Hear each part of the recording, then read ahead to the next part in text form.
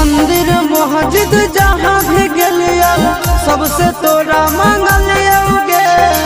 तोरा हम हंसलियो हरदम अपने भले कानलियोगे। मंदिर मस्जिद जहाँ भी गेलियो सबसे तोरा मांगलियोगे। तोरा हम हंसलियो हरदम अपने भले कानलियोगे। तोर किस्मत खुलता, तोर किस्मत खुलता, जरता हमर भगिया गे।